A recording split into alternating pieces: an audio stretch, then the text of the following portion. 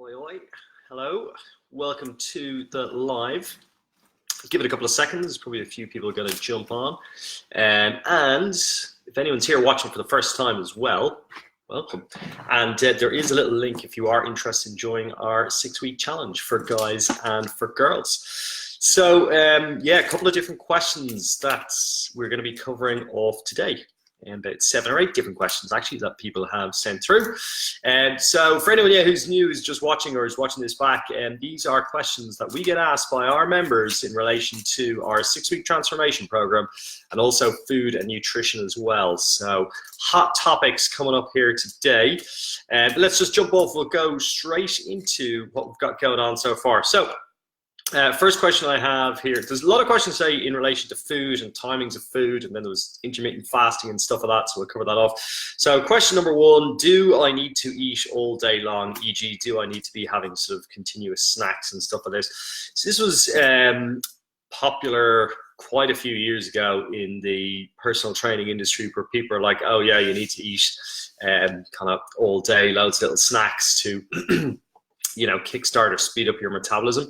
It doesn't really work or matter, or you shouldn't really care about it at all. In relation to eating all the time, it's actually quite, I suppose, effective if you're, let's say, doing bodybuilding or muscle gain and you want to actually get your calories in. So again, it goes back to calories, like that's sort of the science behind it. So you'll be sort of snacking more often because it's easier, I suppose, to eat at different intervals rather than sitting down and have a massive plate of food and then being sluggish and tired and wrecked and stuff like that from eating that. So do I need to eat all day long, have multiple snacks? Will it benefit my metabolism? No, not really. Definitely not if you're on the 6-week challenge. It's all about your calories and your protein, which you already know because you've all watched the videos, I'm assuming. Okay, next one up. Do I need to eat 3 meals a day? So similar sort of question. No, not really. It doesn't really matter how many meals you eat in a day, provided you're hitting your weekly calorie goals, daily protein goals, as we do assign on the 6-week challenge. Do I eat 3 meals a day? A lot of the time not. Well, this kind of leads on to the next question, as people are asking about optimal ways to eat and intermittent fasting. So is there an optimal way to eat? In regards to that particular question, that really depends on your goals and what you're trying to achieve. Are you looking for muscle gain? Are you looking for, you know, fat loss? And it also depends on what's sustainable for you. So as anyone who's on the 6-week program will know, we don't give you a meal plan like most of their gyms. Why do we not give you a meal plan? Because it's just simply not sustainable. You get really good results in the short term if you stick to a certain amount of calories, certain amount of food, but it doesn't factor into account real life and what you're actually eating yourself. So we don't actually give you a food plan. So essentially there's optimum ways to eat depending on what your goals are. So I can't really answer that question without knowing people's specific goals. So obviously the person who asked the question, I can answer to them directly and give them an optimal way to eat based on our food strategy. So our food strategy, for those who don't know already, is we give you a weekly calorie goal. The reason we give you a weekly calorie goal is if you have a couple of bad days, you can balance it out during the rest of the week. So weekly calories. By about week 2, week 3, we increase your protein. That is so that you can continue to build muscle if you are in a calorie deficit, or if you're in a surplus and you're looking to build muscle as well and get a little bit bigger, and will also get you to increase the amount of protein that you're having as well. So very key. So intermittent fasting, there's a couple of people actually asking about intermittent fasting today, what it is, what are the benefits, will it work for them, etc., etc., etc. So let's just sort of go through it and why people are kind of doing it at the moment. So intermittent fasting is essentially just not eating for a period of time. So a popular one is giving yourself a 12-hour window. Some people give themselves a 16-hour window where they don't eat, okay? So let's say you're doing a 12-hour window, you might like stop eating at 8 o'clock at night and then only start eating at like after 10 o'clock in the morning time. So that's when you might have your first meal. So the benefits that some of the studies are showing of intermittent fasting are definitely to do with sort of growth hormone that they're seeing being released if you're not eating for sort of a 12-hour period, or you're giving yourself that fasting window. And obviously that helps with growing muscle. We want to have more muscles, so we're more toned, we're more lean, as a lot of people are looking for on the challenge. So there's some evidence to indicate that does work.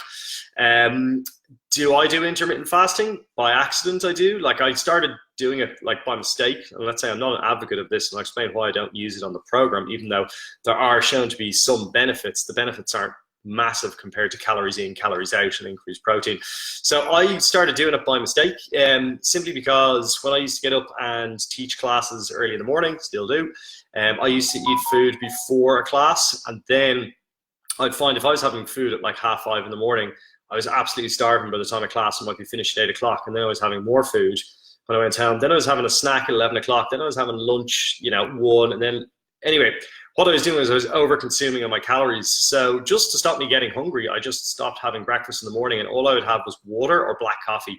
And I found that I wasn't as hungry. I also found that I wasn't hungry until 11 or 12 o'clock in the day. So I didn't feel like eating food.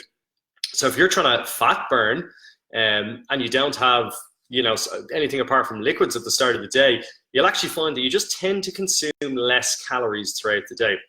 So people will harp on online about doing intermittent fasting and how they got absolutely amazing results, and fair enough, you can get them, but it's directly related to the calories in, calories out when you're doing intermittent fasting. Did I see any results myself? Not necessarily, unless I was really focused on it. Like years ago when I cared about being like super lean, I had sort of done it, and yeah, like I got some results. You could see a bit more abs and stuff like that. But to be honest, I really fucking like breakfast, so I'd rather not skip it. So like I kind of do it now during the week if I'm down teaching a class. Just like get up in the morning, I'll have a water usually, and then I might have a coffee, a black coffee when I get back. Don't put the milk in it if you're doing intermittent fasting. Black coffee, but then I'm not having breakfast till 10 or 11. So I'm kind of accidentally doing it. I'm not doing it on purpose. It's just something that happens because I didn't want to feel hungry all the time. I didn't just want to be over consuming on my calories. So should you do intermittent fasting? I wouldn't recommend it while you're on the 6-week challenge. And why would I not recommend this? So let's put it this way. For most of you who are on the challenge, if you haven't done any sort of nutrition training beforehand, or exercise is new, or you're just getting back into it, you'll know from the program there's a step-by-step guide. There's week by week. So there's bits you need to do in week 1 for your calories, week 2 for your protein, etc. Tracking food on MyFitnessPal. There's so much stuff that you have to do. I don't want you overwhelmed with something like intermittent fasting, even though you might get some marginally, I'm talking marginally better results, but it's directly related to calories. So I wouldn't really recommend it when you're on the challenge. And a good way to look at it is, let's say I had a time machine. I'm just making up this crap analogy now, but let's say I had a time machine and I traveled back to 1890 for argument's sake. And I said to someone, I've got a telephone. And I explained what the telephone does. It means you dial 1 and the person in the next room, they'll make a noise, they'll pick up, you'll be able to talk to them. So that's the 6-week challenge. I just want to give you something basic to do, stuff that you might not know already. But let's say I went back to 1890 and I had an iPhone, and I was like, okay, cool, I want you to send an email. I want you to call these people directly off this phone. I want you to update my Facebook account. It would just be way too much information, and a lot of stuff that you don't need to know. Like, you only need the basics, like we said, increasing your protein, your daily calorie goals and stuff like that, hitting your 3 classes a week. These are the key things you know to start. So we don't overload you or bombard you with too much information when you're on the challenge, because it's more likely that you'll get overwhelmed and you will give up. So we don't want to do that. So we keep it super simple. So should you do intermittent fasting? I would say no, probably not. It's not really going to help you at the moment. If you want to give it a try, that's fine. But is it sustainable? Is it going to work for you? That's really up to you to decide. This food strategy that we give people generally works, and they can sustain it long term. And it means they can still enjoy their favorite foods. They can go out, they can have a drink, they can have a burger, they can have a pizza. So absolutely key that you don't overwhelm yourself, especially at the start. Down the track, you're a bit more advanced. You want to give it a go? Be my guest. I'm not going to stop you. If you do it on the challenge, I'd say probably not. So that kind of leads into, I'm actually going to skip ahead of one of the questions here, but it kind of leads into another question somebody had around hormones, and insulin and glucagon and loads of stuff, and why it's not covered off on the challenge. So when I first worked as a personal trainer in a nutrition gym, we used to really focus on the hormones and the macros. What I found about focusing in on the hormones, the macros, was just back to my previous point. It's too much information to people to absorb and to take on, and the results and the benefits for knowing that information are so minuscule that it's not worth teaching on the program. People have specifically asked me about like different hormones, and I've given them some advice on what they can do. But for the majority of us, it's irrelevant. If you want to go on and learn about it, all well and good. Again, the key is your calories in, calories out, and your protein. And there's loads of shit online that say, oh, it's not just about calories. You got to eat at this time and da-da-da. It's all a load of fucking shit. How do I know it's a load of shit? Because I've trained thousands of people who've applied, and it's not my approach. It's just maths and science to the challenge and gotten results. And then I've trained other people who've applied the extra bits, and they haven't gotten any, noticeably different results. So you just don't need to worry about the hormones. Now, we do have a couple of people with slightly different hormone issues. That's a little different. We can refer you to a doctor for that if you do have stuff above and beyond the standard weight loss hormones. But you don't really need to know the stuff. If you want to go on and study it, that's fine. If you want to implement it yourself, give it a whirl. You're probably not going to see huge differences compared to what we're doing already. So you might just be putting yourself under too much stress while you're doing that. Stress is another thing that's interesting to know about. So week 3 and week 4, if anyone's in our accountability group on WhatsApp who's on the challenge, you will see I posted a video from a personal trainer in Hollywood, trains a lot of the stars. You can see that he implements pretty much exactly the same methods because they're the basic, weight loss, muscle gain methods with his clients.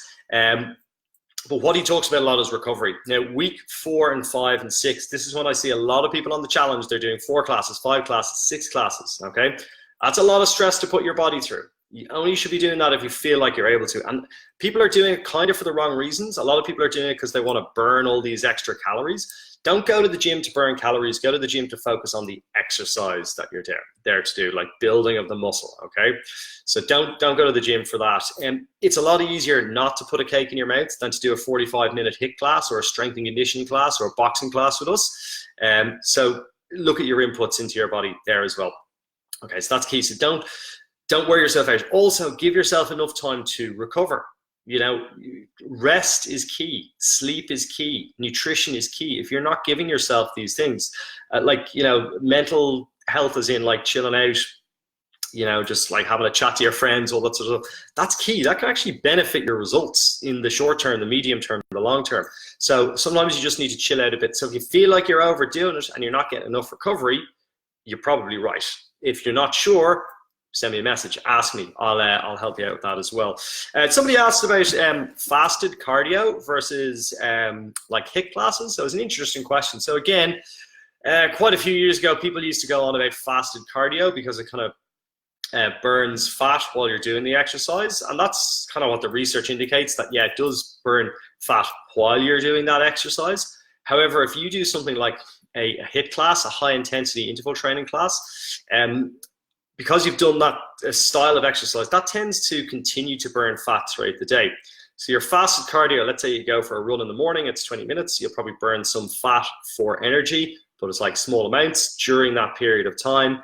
Afterwards, you're going and eating and stuff like that, so you're probably getting your energy from carbs, so you're not burning fat. Whereas a high intensity interval training workout, especially if coupled with the higher protein diets, can help to burn fat throughout the rest of the day. So is there any real benefits? Probably not. Is for people who are on like weight loss, the HIIT classes are probably better because you're working on muscle, you're building muscle, and you're working at intensity, so you're going to be burning fat throughout the day. And that's why we incorporate the high intensity interval training into the program, into the plan, because the overall results, the research will show, could potentially be better. And obviously we want people to do recovery as well, so that's why we have like a boxing class in there as well, so it's a little bit more cardio, and so you can come down, do a class, but without overloading the muscles. So we have recovery there as well. And I'll also get to a little bit of an announcement that we have in relation to recovery. Okay, cool. I think 1 or 2 more questions here.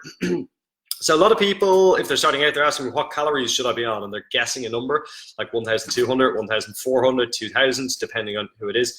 Everything, absolutely everything, 100% of the information you need is on the videos. Now, if you're on the 6-week challenge, you would have received a link that says get started. You click on that and everything's in there. There's an onboarding section at the start. That's basically so you can upload your progress pictures, and we'll get you to do that every week as well. And then further down on that link, there's a section where you can actually access all the nutrition information. Now, everything is there. Like absolutely everything. Like almost 100% of the questions people ask me, almost, are on the videos and on the links. So take the time to watch them. Like they're 3 and 4 minutes long, I think is like the max one. So you could literally sit down in an hour and watch all the videos. I wouldn't recommend that. Do it week by week as suggested. But there's a calorie calculator on there. Now we do use a couple of different things like MyFitnessPal and Shape My Plan, and there's calorie calculators on there. However, what I want you to do is use the calculator that I use. It's external to the members website so that you can continue. Hi Mark. So it's external to the members website. So you can use that even if you're finished the challenge, if you're away on holidays. That's why I put it externally, so you can use that calorie calculator there. Once you've calculated your calories, pop that into MyFitnessPal, pop it into Shape My Plan for your meal planning, and then use that as your guide. Don't reassess your calories until the end of the 6 weeks once you've set new goals. So we set goals for now, and at the end of the 6 weeks, we can reassess that and put that in, okay? What else have we got here? Yeah, that was it actually. That was the last question. So other things I wanted to announce is Fit Yard is on this weekend as well. There's a bunch of people from Movement heading out. I think there's buses, maybe some cars. If anyone's driving out, maybe people can give each other a lift. You can get tickets on Eventbrite for Fit Yard. Mark, if you're still listening, feel free to post a comment with the link to purchase tickets in there. I think we sent Movement members out maybe a discount as well, so you can get that there. I heard the DJ is going to be absolutely amazing out there this weekend. Other things is, yes, so for recovery, starting on the 24th of this month, so in 2 weeks' time, we've got an additional 2 classes joining the roster to start with down in Portobello. Class number 1 is going to be Monday evening at 7:05 till 8 o'clock. It's a yoga class. The idea behind the yoga class is for flexibility and recovery. We want you guys who are doing a lot of HIIT classes to take a break, as we suggested as part of your recovery. Get flexible, get mobile so that you can improve your performance in the other elements of the exercise that you're doing. So yoga classes starting from the 24th, and we're going to have an extra HIIT class in there in the evening time as well. So new times will be going up on the timetable soon. So yeah, that was the big announcement. We do actually have more stuff planned. We're going to keep it a little bit of a secret for now, but keep staying tuned to us the next couple of weeks. If you didn't watch the Facebook Live, as per always, we'll download it here, upload it onto YouTube. You can watch it later, and it's on the members questions section of the website. I have just gone over my 15 minutes, so I'm probably boring you all to death. Any direct questions, shoot me through on WhatsApp. You've all got my number. I've reviewed about 50% of the food diaries that people have sent through, so I got another 50% to go. Hopefully we'll get them almost all done by tonight, and the next few tomorrow morning, and then we're good to go. Thanks for joining in today, guys. We will catch you down at training. Peace.